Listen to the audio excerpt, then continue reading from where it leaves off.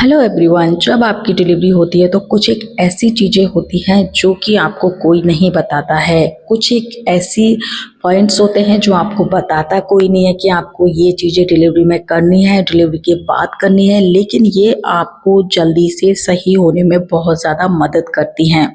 तो उन्हीं पॉइंट्स के बारे में मैं इस वीडियो में बात करने वाली हूँ। वीडियो एंड तक देखिएगा। अगर आप मेरे चैनल पे नए हैं तो इस तरह की बहुत सी baby care, pregnancy care, post pregnancy care videos के लिए मेरा चैनल सब्सक्राइब कर सकती हैं और इस तरह की बहुत सी रील्स देखने के लिए मेरे mama's and babies Instagram page को फॉलो कर सकते हैं। तो दोस्तों, सबसे पहले हम बात करते हैं महिला की पोस्ट डिलीवरी केयर में नींद के बारे में। आपको कोई ये नहीं बोलेगा कि आप भरपूर नींद लीजिए। आपको सारे लोग यही बोलेंगे कि आपको बच्चे की देखभाल करनी है, अपने टाकों का ध्यान रखना है। लेकिन अगर आपकी डिलीवरी हुई है तो आपको भी नींद की बहुत ज़्यादा आवश्यकता होती है, क्योंकि पूरे 9 महीने आपकी प्रेगनेंसी की थकान और इसके बाद आपका लेबर पेन या फिर आपकी सर्जरी यानी कि सिजेरियन हुआ है तो उसका बर्डन, उसका स्ट्रेस आपके ऊपर रहता है।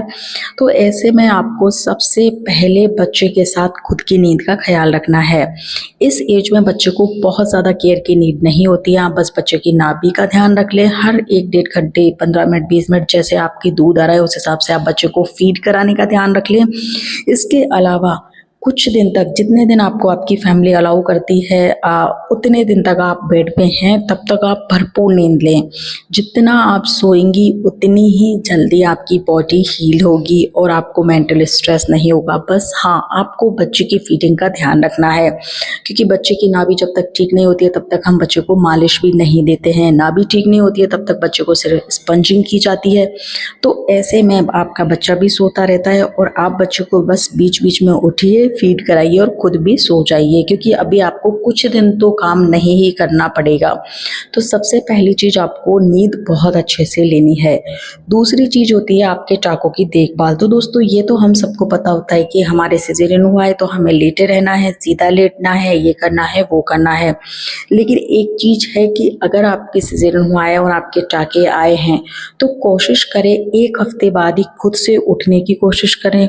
खुद से धीरे धीरे अपना, या तो आप बेल्ट लगा सकती हैं जो कि सी सेक्शन डिलीवरी वालों के लिए आता है, वो बेल्ट लगा के आप धीरे धीरे चल सकती है। थोड़ा थोड़ा आप चलने की कोशिश करें। इससे क्या होगा, जो डिलीवरी के बाद महिलाओं को कॉन्स्टिपेशन की प्रॉब्लम है वो भी नहीं होगी और साथ में आप धीरे धीरे जल्दी हील होंगी, क्योंकि आप चलेंगे फिरेंगे तो आपको कब्ज की प्रॉब्लम नहीं होगी, और अगर आपको कब्ज की प्रॉब्लम नहीं होगी तो आपका पेट भी सही रहेगा और आप जल्दी से ठीक होंगी।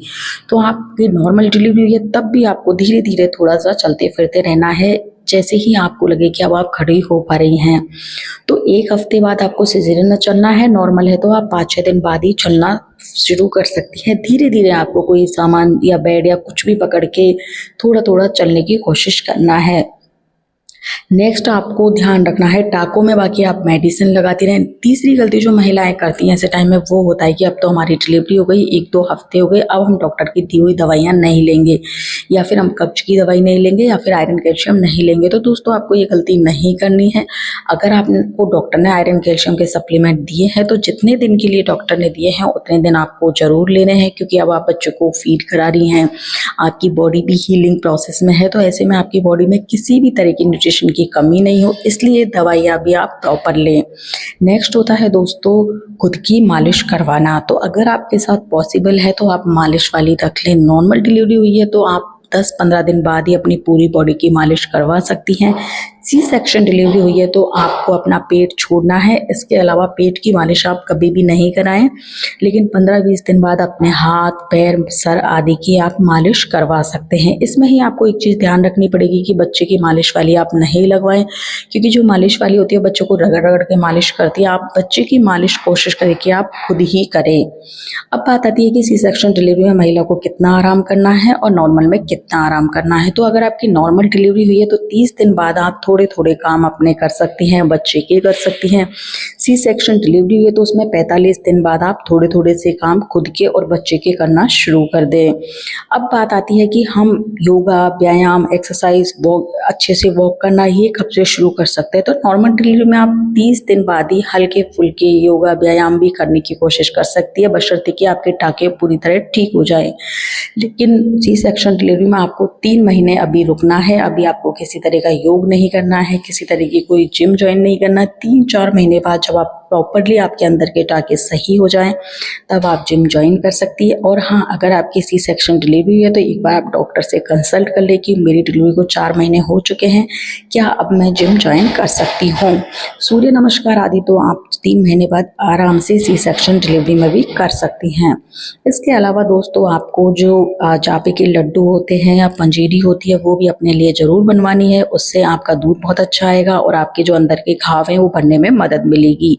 आपके लिए कोई बना के नहीं दे रहा है तो आप खुद भी ये सब बना सकती हैं। आपको कोई प्रॉपर रेस्ट नहीं दे रहा है तो 1-2 हफ्ते जितने दिन आपको रेस्ट मिले उतने में आपको सोना है, रेस्ट करना है और धीरे धीरे अपने हस्बैंड की या परिवार की किसी की मदद लेके आप अपने काम शुरू कर सकती हैं।